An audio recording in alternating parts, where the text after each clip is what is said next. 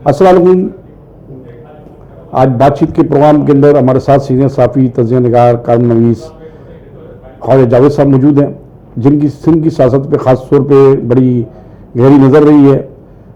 40 साल तजर्बा है सियासत के हवाले से, सियासत और सहाफ़त के हवाले से, जो इन्होंने अपने करीब से देखी और उस पर हमेशा सच लिखा है।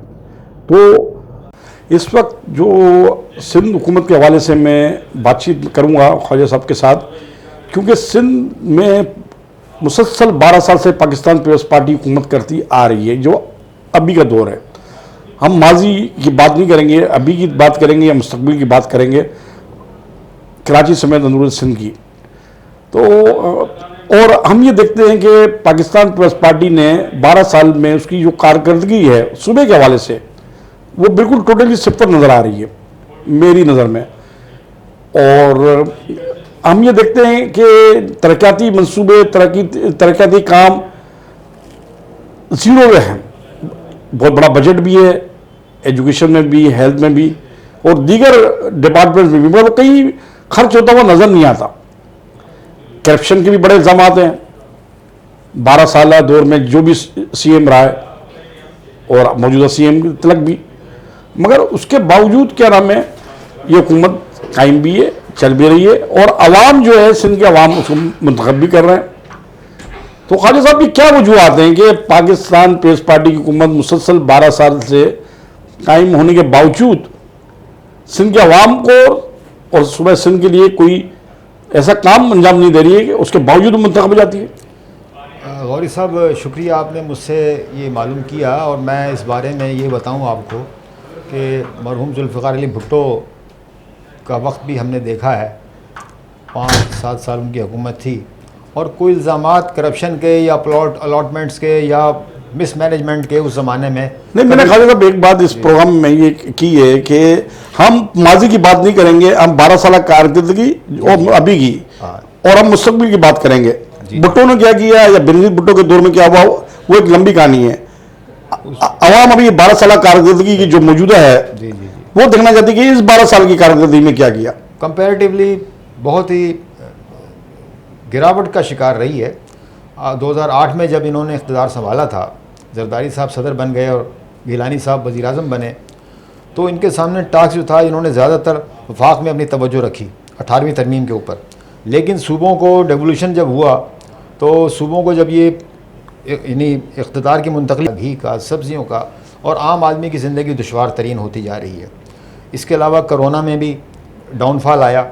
लेकिन अब मकसद ये है कि जब पुराने ज़माने में एक प्राइसेस एंड सप्लाईज़ का डिपार्टमेंट बाकायदा होता था सूबे सिंध में, सिंध की हद तक, पंजाब में भी शायद होगा, ज़रूर होता होगा, लेकिन सिंध में जब तक ये निज़ाम कायम रहा तो प्राइसेस एंड सप्लाईज़ पे चेक एंड बैलेंस था और कीमतें एक इत्तेदाल में रहती थीं।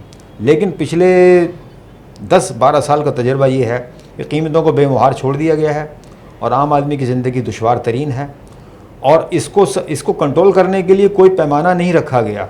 आप देखें, वज़ारत ख़ज़ाना है, इंडस्ट्रीज़ है, फूड डिपार्टमेंट है, बल्कि एक साहब जो हमारे वज़ीर खुराक हैं, इस्माइल राहो साहब, उन्होंने तबसरा किया कि भाई इसकी जो मकड़ की जो एक वबा चली थी 5-7 महीने, अब तो खैर कंट्रोल काफ़ी हो गई है, कि मकड़ की जो है कढ़ाई गोश्त बना के खाया जा सकता है।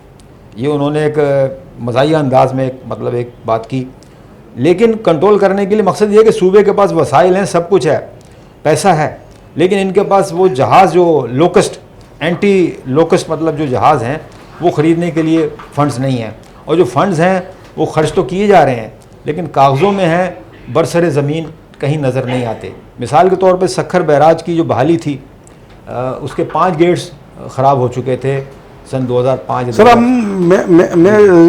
मेरा ये कोशिश है कि एक टाइम कम है प्रोग्राम का, तो हम इसके अंदर हम यही फोकस रखें, यानी क्या आम पब्लिक को इस गवर्नमेंट से क्या फ़ायदा है कि नुकसान है। सकर बराज का हम इशू को हम माजर साथ सर फिर किसी और हम पे बातचीत कर सकते हैं। मसला ये है कि जैसे कि आपने कहा कि महंगाई, बेरोजगारी, इसमें महंगाई पे कंट्रोल नहीं कर सकी सिंध गवर्नमेंट, और 18वीं तरमीम के बाद जब प्रेसिडेंट जरदारी थे, 18वीं तरमीम दी गई, तो जो इख्तियारात थे सुबह से निचली सतह पर, आपका कहना मकसद था कि जिले सतह पर, यूसी की सतह पर वो मुंतकिल नहीं हुए, जिसकी वजह से जो सिस्टम है महंगाई का उसको कंट्रोल नहीं किया जा सका।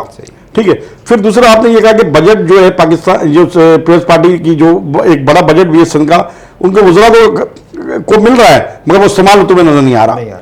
तो आपकी तमाम बातों से जाहिर हो रहा है कि पाकिस्तान पीपल्स पार्टी 12 साल, आपने कहा 12 साल पहले ऐसा होता था, 12 साल से ये नहीं हो रहा है।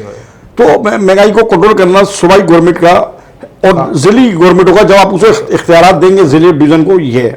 तो चलो इनको तो नहीं दे रहे, जो ब्यूरोक्रेसी है, जो असिस्टेंट कमीशन होते हैं, डीसीज हैं, ये इंतजामी जिले के और सब डिवीजन के सरबराह होते हैं, तो वो क्या कर रहे हैं? वो भी लूटमार में लगे हुए हैं या इस तरह तो जो दे रहे हैं?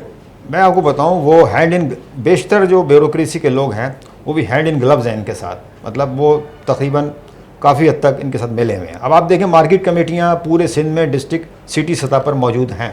सक्खर हो, लाड़काना हो, शिकारपुर हो, कराची हो, बड़े बड़े दफातर हैं उनके। मार्केट कमेटी मार्केट की प्राइसेस को कंट्रोल कर सकती है अगर वो निकलें, मैदान में निकलें और तमाम चीज़ों को कंट्रोल कर सकते हैं। लेकिन मार्केट कमेटियाँ खुद करप्शन में इन्वॉल्व हैं। उनके जो एसीज हैं, डिप्टी कमिश्नर्स हैं या एसडीएम्स वगैरह उनके ऊपर निगरान हैं, वो उनको चेक एंड बैलेंस का सिस्टम नहीं कर रहे। उसकी वजह से जो है ये सारा सिस्टम ख़राब हो रहा है। आप क्या समझते हैं? कि मैं ये समझता हूँ, आपकी राय लूँगा, मैं ये समझता हूँ कि बलदियाती सतह के ऊपर अगर नाजिम या मेयर होंगे तो मेरा ख्याल है कि ये महंगाई को हम कंट्रोल कर सकते हैं। जब आप पिछले दौर में जाते हैं तो हम ये देखते हैं कि नेमतुल्लाह या जमात इस्लामी के कराची में, मैं कराची के हवाले से बात करता हूँ, मेयर थे, नाजिम थे, तो दूध का और गोश्त का इशू हुआ। उन्होंने कहा, उन्होंने सख्ती करी, कसाईयों की दुकानें बंद कर दी गई, गोश्त मिलना वो हो गया, दूध भी इसी तरीके से हुआ, मगर आवाम भी कोऑपरेट करते हुए नजर नहीं आते। उन्होंने एक्शन लिया। अच्छा, फिर उन्होंने ये भी नंबर दे दिया कि कहीं पर अगर कोई 5 रुपये भी बढ़े या 10 रुपये भी या 1 रुपये भी बढ़ी कोई बेकरी में कई जगह पे चीज़ मिलती है, आप इस पर कॉल करें, फौरी एक्शन लेंगे। मगर मैं मसला ये, हम ये देखते हैं कि आवाम भी इसमें कोई इंटरेस्ट नहीं लेती, यानी कि उसके ऊपर जो गवर्नमेंट कानून बनाना चाहती है उस पर भी हम अमल दरामद में आवाम और आपको भी हमें साथ मिलकर करना है ना। तो आप क्या समझते हैं कि पाकिस्तान पीपल्स पार्टी को इस हालत में सबसे पहले क्या किया जाए कि बलदियाती सिस्टम को बहाल करे या वो खुद जिली सतह के पर डीसी लेवल पे काम करें? बलदियाती सिस्टम की बहाली के लिए तो आपको याद होगा कि सुप्रीम कोर्ट में रिट पिटीशन 5-7 महीने पहले फाइल हुई थी, जिसका फैसला चंद दिन पहले गालिबन चीफ जस्टिस ने और दूसरे साहिबान ने ये किया कि भाई इस मामले में हम नहीं बोल सकते, इसलिए कि ये आपकी लेजिस्लेशन या act of parliament, act of assembly जो है, इसलिए हम नहीं, वो तो 18वीं तरमीम में सर मिल गई ना, पावर्स तो मिल गई। इलेक्शन कराने की बात है, ये इलेक्शन क्यों नहीं करा रहे? इलेक्शन में जो इन्होंने एक जवाज़ लिया है, बल्कि ये शायद मैंने सुना था कि ये कोर्ट में जाने वाले हैं कि साहब वो जो काउंटिंग है, वोट्स का इनुमरेशन है, वो होना है, यानी नई हल्काबंदी, नए वोटों का इंदराज, इसका अगर एक्सक्यूज़ लिया जाएगा तो ये इलेक्शन तो 1.5 साल पीछे चले जाएंगे, मेरा अंदाज़ा ये है।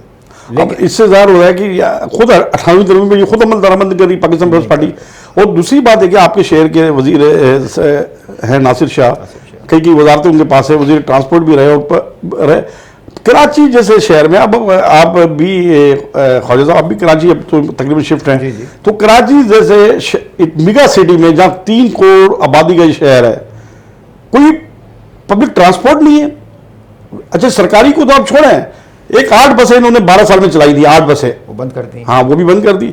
पब्लिक ट्रांसपोर्ट नहीं है, ये क्या, किसका फॉल्ट है? गालिबन 2-3 साल या 4 साल हुए, मुझे याद है 3-4 दफ़ा रिपीटिशन में वज़ीर ट्रांसपोर्ट थे, बल्दियात भी अपने नासिर हुसैन शाह, और सक्खर में नाजिम रहे हैं 2 मरतबा ज़िला नाजिम। उन्होंने बार बार ये कहा कि हम कराची में 6000 बसें ला रहे हैं। इस 4 साल या 6 साल में 6000 बसें का 600 बसें भी नहीं आई, 6 बसें नहीं आई। और वो जो बसें थी 6 या 10, वो भी सुना है चंद दिन पहले बंद कर दी गई, इसलिए कि वसाइल नहीं है चलाने के लिए उनको। नहीं, वसाइल के आप प्राइवेट कॉन्ट्रैक्ट लेते हैं, प्राइवेट ट्रांसपोर्ट तो आप देखें बड़ी कामयाब जा रही है, रेलवे को पीछे छोड़ दिया है। सही है। हम 17 घंटे के अंदर क्या नाम है इस्लामाबाद कराची से पहुंच जाते हैं, ट्रेन जो है 30 घंटे में भी नहीं जाती है। तो प्राइवेट, अगर प्राइवेट सेक्टर को क्यों नहीं दे देते? प्राइवेट सेक्टर तो चलाने के लिए राजी है ना भाई। और ये सब मैंने ये अंदाजा, अच्छा, फिर अंदरूनी सिंध के आप किराए को लोग अंदरूनी सिंध का मर्जी से बढ़ा दिए जाते किराए। जी जी, आज में गए, बल्कि हमारे 2 जा रहे थे सकर, तो मैंने उनसे पूछा कि कितना किराया है, यानी कि ट्रेन का जो एसी ट्रेन बोला 2500 रुपये एसी में, लोअर एसी का 2500 है। इसी तरह ट्रांसपोर्ट का आए दिन बढ़ जाते हैं। सही है। तो इस सिंध को इन वसाइल से कौन निकालेगा? सर अच्छा, उसके बावजूद पीपल्स पार्टी को क्यों वोट देते सिंध के लोग? सर सिंध की सियासत माजी का तजर्बा है कि यानी पीपल पार्टी के हवाले से कि ये इमोशनलिज्म सेंटिमेंटलिज्म पे चल रही है, जज्बातियत को भड़का के चल रही है। अब आप देखें ये आइलैंड्स का तनाज़ा शुरू हुआ है, हालांकि एनओसी तो इन्होंने ही खुद दिया था, लेकिन आप ये देखें कि सिंध हाई कोर्ट के जस्टिस साहिबान सखर बेंच के 2 मरतबा रिपीटिशन में पिछले हफ्ते और 2 दिन पहले उन्होंने एक ऑर्डर दिया है कोर कमांडर सिंध को कि आप सिंध की जो कच्चे की ज़मीन फॉरेस्ट की है जो एनक्रोच हो चुकी है, तकरीबन कई हज़ार एकड़ है दाएं और बाएं किनारे पे, जिनमें केटीज़ बनी हुई हैं, केटी जतोई, केटी भुट्टो और पता नहीं कौन कौन सी केटी, तो वो हज़ारों एकड़ ज़मीन जो है उस पर जंगलात की ज़मीन पे फसलें उगाई जा रही हैं, तो उन्होंने कहा खाली कराएं। आप देखें कि एक जज्बात का एक तूफ़ान है कि भंडर आइलैंड और जो मामला चल रहा है वो कहते हैं खाली कराएं या हम कब्ज़ा नहीं होने देंगे, और जो अपनी ज़मीन जो मौजूद है सामने मौजूद है किनारों पर, वो लाखों एकड़ ज़मीन कब्ज़े में है। इसी बात को अगर हम देते हैं आइलैंड को के हवाले से लेते हैं, तो ये आइलैंड अगर सिंध गवर्नमेंट के पास रहा है, इससे पहले भी था या 12 साल था, तो ये इनको नज़र नहीं आया उस वक्त कोई तरक्की काम, कोई टूरिस्ट की जगह घूमने पर कुछ भी नज़र नहीं आई। इनका अपना डिपार्टमेंट टूरिज्म का, सिंध टूरिज्म डिपार्टमेंट अपना है जी, और गोरख हिल टू लेवल अब आज तक नहीं हो सका, इसको कैसे करेंगे? बल्कि पिछली जनरल मुशर्रफ के दौर में उस पर तो काम हो रहा था, गोरख पे हुआ था काम, काफ़ी हद तक हुआ था। अगर वो बन जाता तो लोग मरी नहीं जाते, नहीं जाते, वहीं जाते, वहाँ जाते। तो आज के जो ये हमने सिंध की सूरत के ऊपर इशूज़ तो बहुत है, मगर 2 इशूज़ पे हमने बात की है। एक तो ये जो महंगाई है, बात से ज़्यादा महंगाई, और दूसरा मसला जो है बहुत बड़ा ट्रांसपोर्ट का, जो डायरेक्ट आवाम इन 2 इशूज़ से वाबस्ता है। इस हवाले से हमने पाकिस्तान पीपल्स पार्टी की गवर्नमेंट की कारकर्दगी के हवाले से सीनियर साथी हमारे जो है साफ़ी हैं ख्वाजा जावेद साहब से बातचीत की, तो उनकी भी और मेरी भी तकरीबन हमारी बातचीत यही थी और यही था कि मुकम्मल तौर पर ख्वाजा साहब शायद इत्तेफाक हम करते हैं कि पाकिस्तान पीपल्स पार्टी इस हवाले से मुकम्मल तौर पर नाकाम हो चुकी है। उसके बावजूद हम इंशाल्लाह नेक्स्ट प्रोग्राम में इस पर बात करेंगे कि पाकिस्तान पीपल्स पार्टी किस तरीके से सिंध के अंदर कामयाबी हासिल कर लेती है, उसके पर हम नेक्स्ट इंशाल्लाह बात करेंगे। अभी हमें इजाज़त दीजिए, मुझे और ख्वाजा जावेद साहब को। इंशाल्लाह हम फिर इसी हवाले से तसलसल से हम इस इशू को लेकर हम आगे भी नेक्स्ट प्रोग्राम में गुफ्तगू करेंगे। Thank you very much.